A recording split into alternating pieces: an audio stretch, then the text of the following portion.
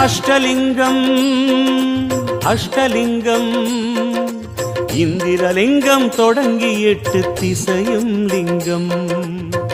அஷ்டலிங்க தரிசனமே அண்ணாமலையில் கிடைத்திடுமே. அஷ்டலிங்க தரிசனமே அண்ணாமலையில் கிடைத்திடுமே. கிரிவல பாதையில் எண்டிசை பாலரும் போற்றும் லிங்கமே.